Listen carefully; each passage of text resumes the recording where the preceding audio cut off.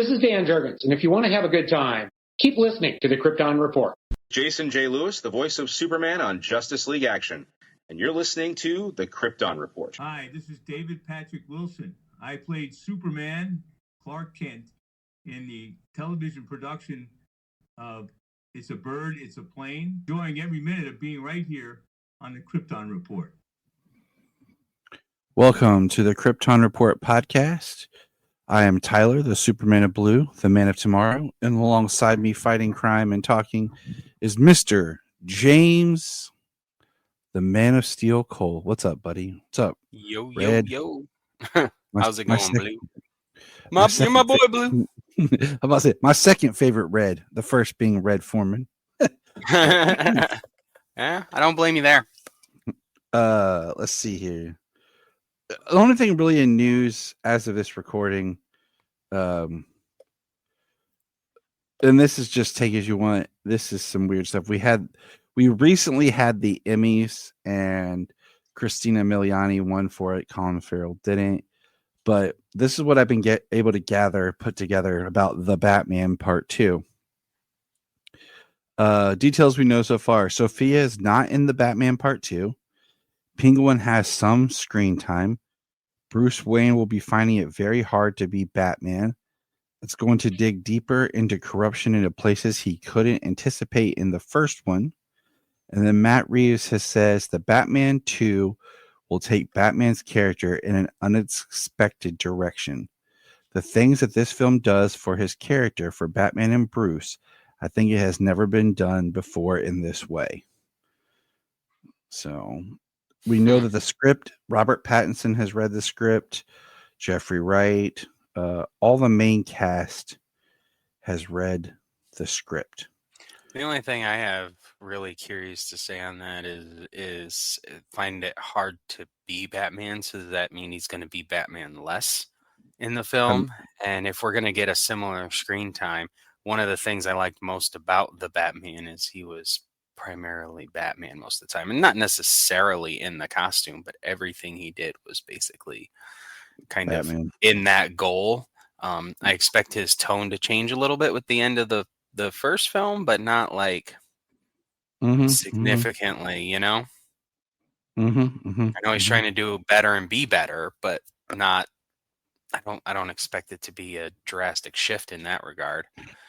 And it's supposed to start filming next year, April, alongside of Man of Tomorrow. Yeah, but they'll be in completely different places in the world. And then the other thing that I have is you can now order on Target's website the Sonic characters and with their DC counterparts. So you can get the toys of Tails and Cyborg, Batman and Shadow, Batman, Superman along Knuckles, Superman. That's awesome. So I'll have to be getting those for the children. So yeah, that's all I really have right now. I'm sure there'll be more little things about the Batman Part 2 that'll come like sprinkling out, but I'm not gonna nitpick every little thing. Just things that I think are important or that pop up that are worth mentioning. And I think there was rumor something about maybe a different cinematographer at one point they had to find. I don't remember. Okay. Yeah, I hadn't seen anything on that, but I mean, as long as it's been in between, you can't blame anybody for being, especially if it's scheduling conflict, you know? You can't fault somebody for being busy. Right. The way things shift and can't always wait around for projects. So that's something. And as we learn, it's a shame because the first one looked great. And I mean, it's besides the aesthetic that that a lot of people have talked about and we've talked about from time to time, we're not 100% on it, but it's okay. But I'm not, but it's okay. But it's amazing if you really think about how many years it's been since they shot the Batman, because you had all the delays because of COVID and everything. then here we are. And speaking of Batman, One last thing. I'm sorry before yeah, you move on. Just on like the whole Batman crime saga and everything. Like the idea of what they've actually done by doing like a Batman movie and like a Penguin show, and being able to kind of expand that history and or expand the time spent within Gotham and all of these different characters, is pretty awesome. Being able to actually do that, but putting so hmm much time in between all of these projects just oh, kills it. oh yeah, oh it totally just Well, because it's not like building the MCU or the DCU. It's Gotham. It's building the Batman in Gotham. It's a much mhm. smaller scale, and it's more of a focused story with the corruption and the supervillains and whatnot. And yeah, I mean that's just it really lends itself to an amazing um, saga of content, and it just takes so long. All that space, all that time, just whittles down on the amount that you could actually produce. It's like I said, it's sad. We've gotten great stuff, but yeah, I'm excited for it. So what's next on the Batman? Our book today, Mr. Cole. Ah, We kind of jumped ahead in our reading a little bit, but this is one we wanted to do as part of our uh, Batman Day, but couldn't get quite around to it. We did something different, but it's a book that honestly I bought it. I forgot that I bought it because I like to buy a lot of these from like secondhand bookstores and stuff. And it is Batman Superman Public Enemies. Mhm. yep, written by Jeff Loeb and drawn by Ed McGuinness. So I actually am holding a book in my hands. Me as well. And is yours hardback or softback paperback? Mine is soft. Mine is a trade Yep. paperback. Mine's actually hardback. So Ooh, nice. This being one of my favorite Superman stories and mhm. Superman Batman stories. I would love to get it in hardback. My trade is actually fairly worn from multiple readings, so What's interesting not is I one that have I not. had to reread. It's not one that I had to reread before we did this, but one that I wanted to. Oh, I did have one more piece of news. I suck. Um, the McFarlane Batman returns figures are about to go up for sale. We have Batman in the suit, Penguin, and Catwoman, and Max Shrek, and then Penguin and the Duck. So, Oh yeah, I'm surprised you forgot about that one. You did send it out. I was like, oh, nice. yeah, They I'm look kind good. of yeah, they do. Um, so, yeah, but you know it. All right, so let's get going with this. The last time I visited this story was actually you and I watched the movie. I think it was the 5 years ago. I think we were Yeah, at it your was. house, an We were at my impromptu other recording, house. Yeah, that's exactly and what it was. so I'm like, dang. Um, so yeah, it's in the words of um, Stained. It's been a while, It's been a while. but I will say that reading this story, I really think having Jeff Loeb take a pass or just kind of be allowed to input in any type of script for a film that involves Batman and Superman together is the way to go. Yeah. Because I think he has such a great way of writing them as friends and as that I believe that is the tone that we need seeing them in live action again together compared to our last time really getting to see them together. We need a shift. And I think Loeb has the right I think he has the right mindset for it. Yeah. Is this the same Jeff Loeb that went over to Marvel and was doing the Marvel TV and got canceled or whatever? Bro, I don't know. I don't follow Marvel. I don't even know if that's the same guy. I just know the name is similar, and It's Jeff Loeb, writer of Hush, Long Halloween, Last Halloween. Okay, so he was the one on Marvel TV then. Teen Wolf. Back in the day. Worked on Smallville. Has an episode coming up on our friend over at Digging for Kryptonites doing an interview with him.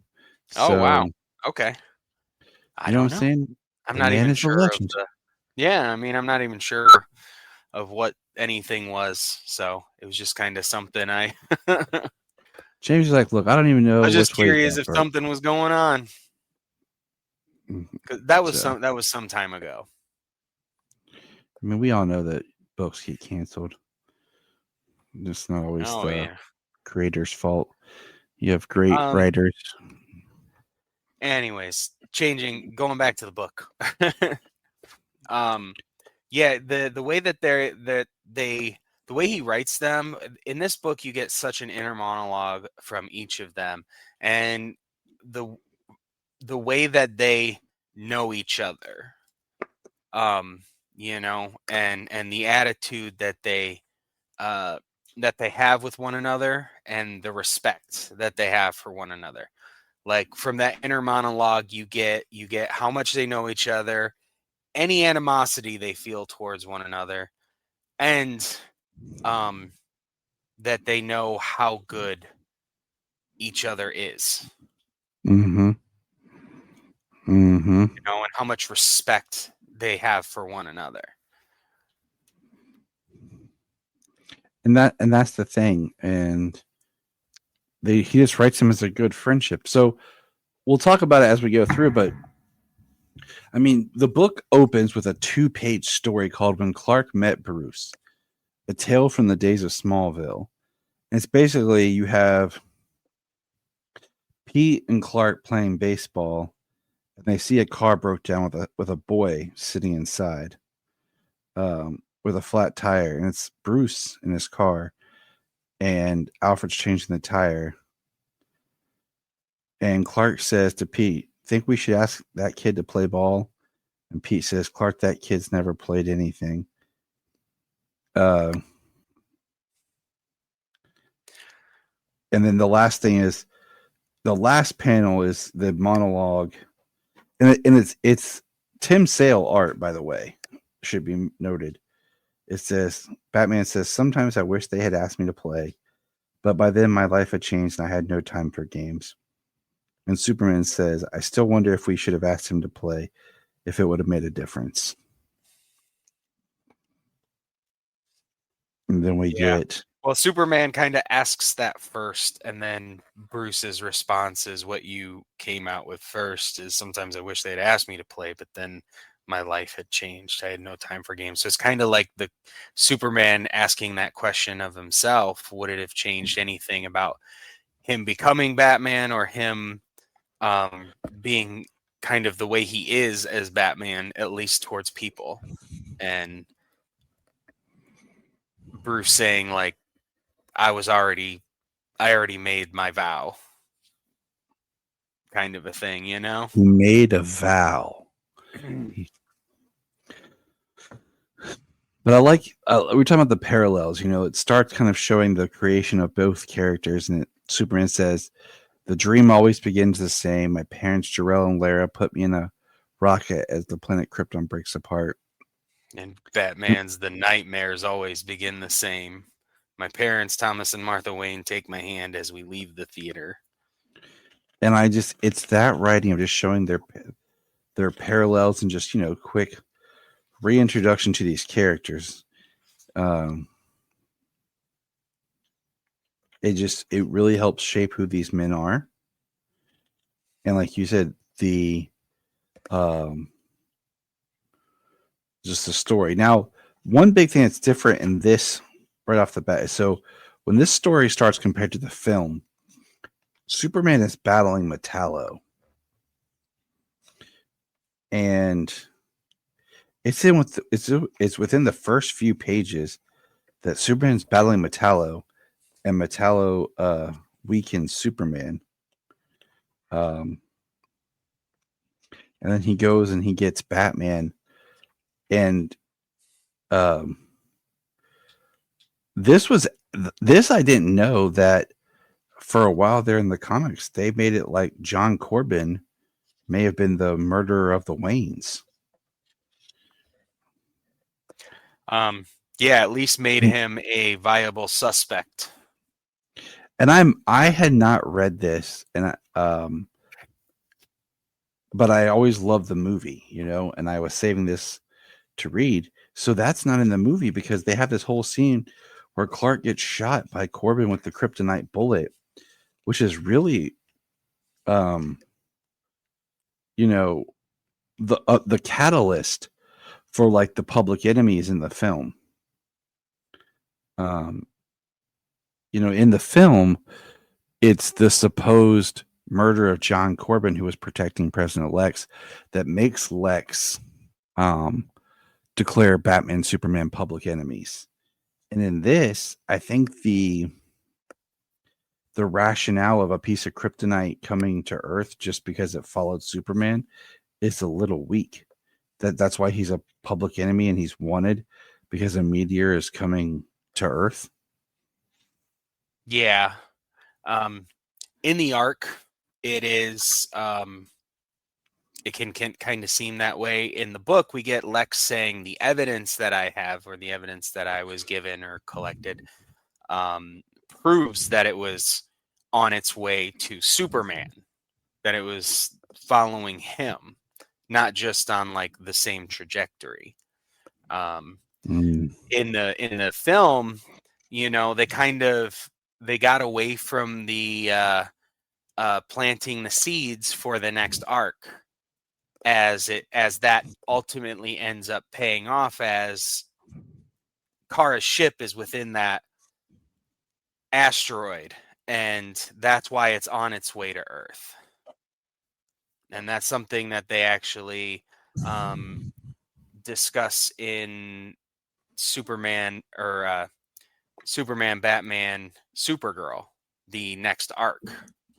Mm-hmm. And in the comic book, not in the animated film Superman, Batman, Apocalypse. They don't go into any of that. So ultimately it was coming for him, but in the movie they made that the like you said, the Metallo thing, the Metallo death, being the catalyst to declare them public enemies. And on this one, in the book, it's like a world-ending event why he's declaring him a public enemy. Mm-hmm. But in that, it's the murder of what would be like one of his Secret Service members, one of his bodyguards. And this is the federal government will handle it. And the first issue ends, we see Captain Atom, Major Force, and then people in the background, but we can make out that it's Green Lantern. And then we start with them trying to get to the Batcave through the special underneath way. We have Alfred with a shotgun. And I always love Superman and Alfred's interactions. Yeah. I always did love the panels that they did of the bullet shooting Superman in the chest with that kryptonite. Mm-hmm. Those panels are excellent. And I'm glad they kept the joke of bias sense of humor.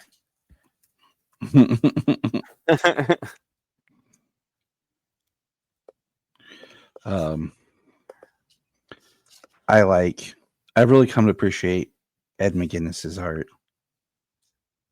Right? Yeah. Yeah. Ed McGuinness's art. I really like his art. I think it lends itself to it can be very serious in tone for the story. Mm-hmm. But they're like over the top superheroes in a way, like the way that they're all huge. They're all Arnold Yes. Schwarzenegger. It's it. But they did an amazing job actually translating his art into the animated film as well. So I Yes, they think it did. lends it really great that way too. So that's pretty awesome. Here's the next big part of this that I didn't like, and I feel like this goes back to my ongoing thing about comics just taking that one step of extra convolution that they don't really need to. Is when we hear a boom and future old Kingdom Come looking Superman shows up and battles them in the Batcave. Right. And I was like reading this, like, what the heck is going on? And then old Superman goes to throw the Batmobile, and it's the 66 Batmobile. Thought that was kind of cool. Yeah, I love that. And then Superman loads a shotgun with a kryptonite bullet and shoots it at him. Which they did very much the same paneling, and it goes through him because he disappears. And I'm just kind of like, okay, do we really need that? Like, and I think that's why, like, when you're adapting it to a film, the first thing you take out is, oh, we're taking this out. And then, this issue ends. They did the very simple thing in that one. Just blow up the asteroid. Yeah, just try and blow it up. It ends with Lex Luthor giving his big speech declaring them, the public enemies. And then the next one is the issue 3 starts off where they're starting to be hunted. We have Silver Banshee. Like we recently talked about Silver Banshee. Mm-hmm. Lois is interviewing the president on television. And this is where we start with, we see the very large Amanda Waller, but we get Mr. Freeze.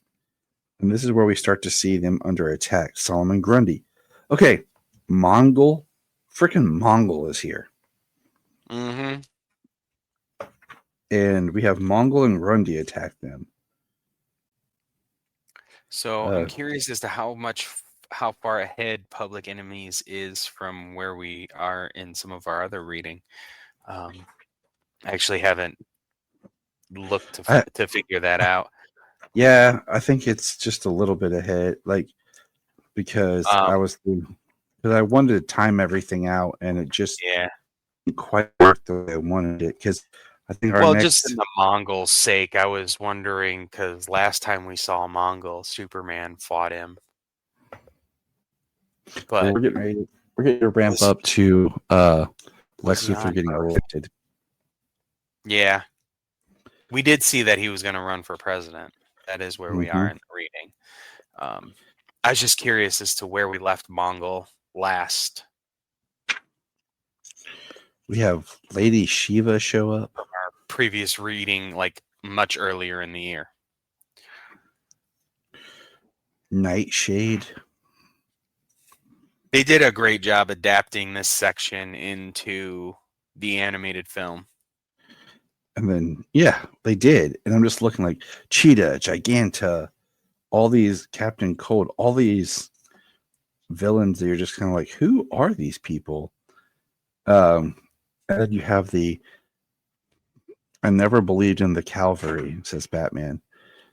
And Superman's like cheering, Captain Atom, we want to thank you. And then we see John Stewart, Green Lantern, Black Lightning, Katana, Captain Atom, Power Girl, Major Force, and Starfire are here to arrest them. Yep. And this one we brought up when we were doing our Batman Day, or no, our KO episode, because Captain Atom being part of the military and, under orders to follow the president, And I think it's a very interesting team of people that are there. I don't know where John Stewart is at this point in time in the comics. He's the only one that really throws up a flag. But we have Power Girl here. And like you said earlier, like this is before Kara shows up. And this goes back to our conversation we've had about just Power Girl in general, like her importance. Yeah. Just being an older version of Kara from another Earth. Mm-hmm. So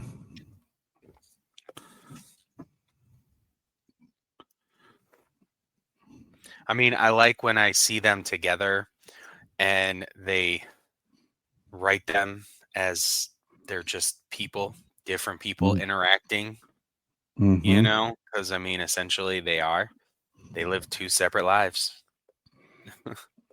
Mm-hmm. So, yeah, I mean, we open into the next issue with Lex and Pete talking about the asteroid incoming, and the team of the Captain Adams team facing off with Batman and Superman. We get a lot of this here. The way that it's drawn, Superman fighting a whole bunch of people and Batman making his way across, fighting a whole bunch of people. Like it's pretty cool watching them just run through a team of 6 together. But I love the dialogue here. Superman says, 7 together. It's hard sometimes when I think about Lex Luthor being the president of the United States that there is such a thing of hope. As hope. And then Batman says, I try not to look for good in any situation. That way I find I'm not disappointed by anyone. Superman. Then I look at Batman and all the tragedy in his life and how somehow he presses on. And if he can do the job, I've got nothing to complain about. Then Batman says, then I think of Superman. And while he might be seen as naive, it is as though he is an unstoppable force of good. And I'll be damned if I will let him go down before I do. Yeah. And that just, I love it. And then how,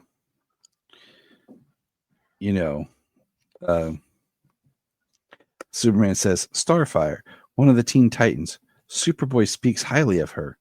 I'll have to speak with Superman about Superboy of his character judgment. Scooby, what are you doing? No. Yeah, and throughout the fight, Major Force kind of clears his hair. Black Lightning is, he's getting electrocuted, and Major Force is trying to. At this point, he's trying to kill them now. Batman says Clark now would be time for the Plan B to go into effect, and Clark says, "My guess is Bruce is hoping we go to Plan B right about now." And he creates like a big tornado air and grabs Power Girl and zips out of there. While Superman grabs a hold of Katana. And then we have probably the most disturbing thing ever put to comics. We see Lex Luthor talking with Amanda Waller, and he shoots himself with like a kryptonite serum, and then he this kryptonite infused venom, and then he kisses Amanda Waller. Nobody saw that coming. Not even Amanda. She is struck eyes wide.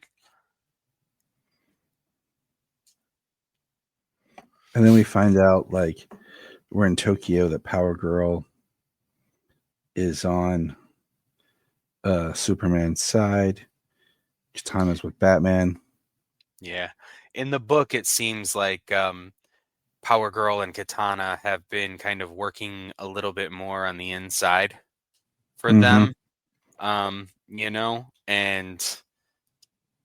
that is not something that happens in the movie either. Superman kind of takes away Power Girl, and they kind of just talk to her as if she were, one of their friends. I love how she said, Captain Adam shows up, says, Katana, Power Girl, step aside and we'll take that into consideration after your arrest. She's like, arrest this. And then Superman starts barking orders, and Starfire's like, you are in no position to give orders. He says, I do when people's lives are at stake. Yeah, and Batman says, I have to hand it to Clark. He does that for the good of the innocent maneuver better than anyone. It's a shame he can't run for president. Mm-hmm. And then we see that basically Major Force is just becoming a giant ball of energy. It's unsteady. Yeah, Katana chops his hands off while he is blasting Power Girl, and that breaks his containment suit. Batman in this whole thing smartly is able to manipulate Captain Atom. They are able to use Black Lightning and Green Lantern to shield the blast, and Captain Atom to absorb all of that Major Force energy, which incapacitates all of them, basically leaving the four, Batman, Superman, Power Girl, and Katana, free to continue on their mission.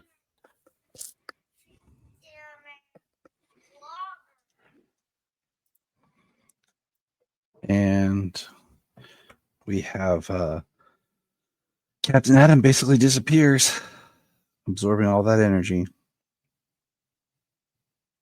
And then we see they're sending in, we have Mr. Terrific with Alan Scott and Jay Garrick are sending in Captain Marvel, the Captain, Shazam, and Hawkman. And then this is where we have we start talking about some boy. Everything hinges on the boy completing his work before Luthor finds out. But the kid made it clear he wants to talk to Superman. He's also 13 years old. Find a way to distract him. And everybody looks at Power Girl. She's like, how am I supposed to distract? Oh. Yeah. That was funny. Mm-hmm. And then Hawkman and Shazam show up, and this is where they talk about castling in chess. Is when the king and the rook swap places. Bruce always loved chess. Says, and then Batman says, castling is when you have done this job for as long as Clark and I have, you get good at it. And then we see that Billy turns back and says Shazam. And then it ends with Hawkman and Shazam standing over top of Superman and Batman. And that is a beastly looking Hawkman. Yeah, it is a pretty hardcore looking Hawkman. And one thing I like in this is he's got what he calls the Claw of Horus, and it's supposed to draw the power from the magnetic core of the Earth. So he basically like hits him with the planet. I mean, how else are you going to do it? How else are you going to hit Superman? So the next part of the story here is when the guess it's the Teen Titans. They don't flat out say if it's Teen Titans or Young Justice, do they? No, they do not. And it's Superboy, Tim Drake, Huntress, Batgirl, but it's Cassandra Cain, Nightwing. It's like, Yeah. the S and the B team is what do you call it? Going at President Luther's at the White House. The other one's the B team is the stealth team going after Luther directly, and the S team goes in the front door and makes all the noise and creates the distraction. And who is on the S team, James? We've got Superboy and Natasha Steele and S-Girl. S-Girl. Yes, S-Girl. I don't know who S-Girl is, but that's all they call her in this. I know, and I think they drop her name like one time.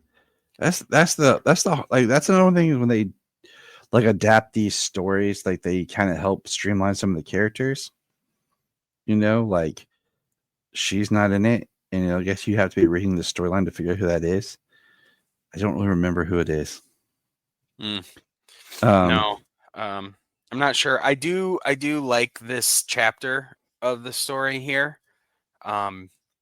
This chapter of the story kind of gives us the different in that we get from the animated movie of Superman and Batman showing up as Captain Marvel and Hawkman. Mm-hmm. But I think that the one thing that misses with not having this bit in there is a little bit of Luther's sadism, how evil he can be, the way he's got everybody paralyzed with a nerve agent in his office, but he still just attacks all of them and just starts pummeling Nightwing when he can't fight back. Well, yeah, that's Luther, man. Yeah. But we also get the Superman from the future sitting on, it looks like Metron's chair. Mm-hmm. And it's Captain Atom. Like it just says Elsewin. And it just, Captain Atom says, the man I knew as Superman wouldn't give up, and you're still that man. And I'm just like, once again, it's just easier to take this out and make it more of because this would be such a good story to give to people like who don't read comics. But then you have stuff like this that's just like, what? Right. It's pretty easy if you read it in trade form, though. When you get to the end, Mm-hmm. it is pretty easy to see how that at least ties together.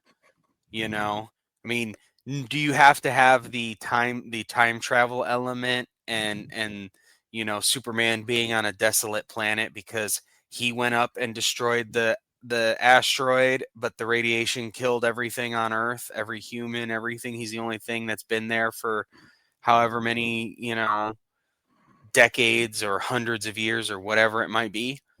No, you don't. But the story itself does tell you what happens when Captain Atom returns. Mm-hmm. So as a trade, it's great. But if you were trying to give somebody this, or if they were starting off because it was, say, a number one, and they were trying to read it month to month, and it was their first book, yeah, I absolutely agree with you on that.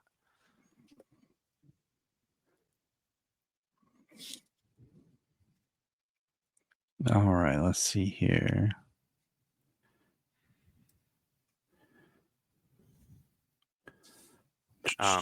Then we've got Superman or Hawkman and Captain Marvel arriving at the White House, freeing Superboy and S-Girl from kryptonite inside of a ball that's gonna like squish them, and Captain Marvel going to Superman dressed as Captain Marvel, revealing himself to Luther in the Oval Office.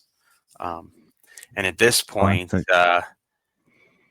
at this point, you've got Superman saying, "For years, Luthor and I have fought. My dad taught me that when the fox is in the chicken house, you have to kill it unless you plan on losing more chickens." Holding him like this, he's so small, so frail. He would snap like it was nothing. Batman comes out of the shadows. "I will not stop you. There are ways we can make it look like an accident, or better still, as if he disappeared without a trace." And Batman saying that it was not long ago, and I found myself in the same position with the Joker. Jim Gordon talked me down, but I'm not Jim Gordon. And whatever evil the Joker has brought to Gotham City, it is dwarfed by what Luthor does to this entire planet. Worse, what he does to Clark. That's good writing. Yeah, Luthor, because when it comes down to it, Luthor is not one of the villains that Superman can punch. It just doesn't. It doesn't work that way for him. He's not one. It's just how many times has Lex slipped through the cracks. And that's what makes Lex a great villain. And if I'm saying, like, that's what makes him a great villain. If you do it right, is that he can do that. Yeah. Which I think, with Man of Tomorrow coming up, given the opportunity of him doing his part to save the planet, is going to do a lot to repair the DC Universe's image of him for people, which could potentially lead to something like this down the line, maybe. And then Luthor gets in his power suit. And then we have him flying off. I guess it's, he gets in his power suit. And then when we go to the next page, like, it's Superman and Batman looking at the giant robot made by Toyman. And then Captain Atom shows back up. And, you have Lex show up by the Daily Planet in his suit. And Superman goes to fight him. And we have Captain Atom actually piloting the Batman Superman rocket Gigantor Gundam looking thing. Jaeger wannabe. While Superman fights crazed President Luthor in the battle suit. And you have a great shot of Superman punching Luthor in his suit while Captain Atom punches the rock. Yeah, the kryptonite asteroid. Batman gets stabbed by Luthor. And then Luthor disappears in the rubble. And we see him looking crazed. And he says, "There will be a reckoning, a crisis." And that's how it ends. I did really enjoy it, but there's some things I really liked in the movie version better. So yeah, the movie is the animated film is a great is one of my favorite out of like everything they've done since 2007. So I really do like that one. They did a really good job with it, and in this, the last issue feels a little rushed, but that's one thing is we get some good lines. Tim Daly finally gets to deliver some good lines from Superman because of this, because he got to voice in this story.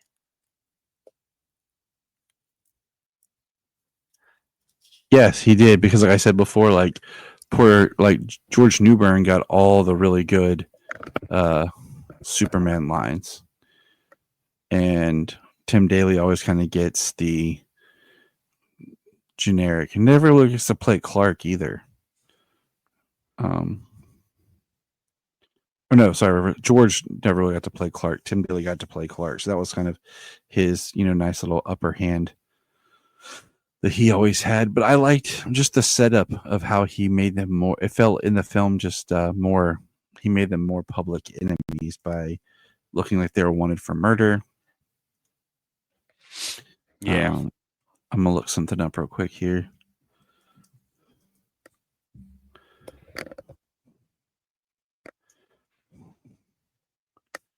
Let's see. I can't believe it was 2009 that came out.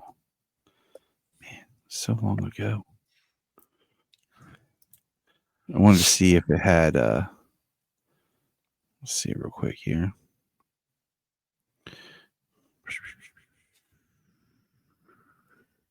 Stan Berkowitz did the screenwriting for the film version. And he has a history of writing for Batman Beyond.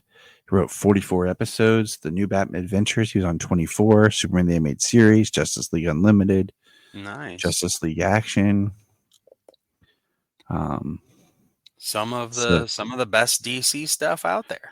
Yeah, The Batman. He wrote for Justice League New Frontier. Just kind of quickly going through it here. He wrote The World's Finest Part 3 that we just recently talked about. He wrote 12 episodes of Superboy. Yeah. So I think we he have knew to what go he was back doing. and see which ones they were. Yeah, I just got the Blu-ray for it. It was only like $6 something. I was slowly going to update all my Blu-rays. So, but that's what we have for. This is my first update to a Blu-ray. I think from the animated line like that. Animation just looks so good and high quality. Like I bought a couple of them on 4K, but I didn't really see any difference from the 4K to from the Blu-ray to the 4K. Yeah. Like when Death of Superman came out, I bought on 4K, and I really didn't see any difference when I bought the Death and Return of Superman on Blu-ray. And I was like, yeah. So, right. But what's everyone's thoughts on Public Enemy? What do you prefer, the book or the film? Let us know. Okay. Remember. Look up in the sky, the birds.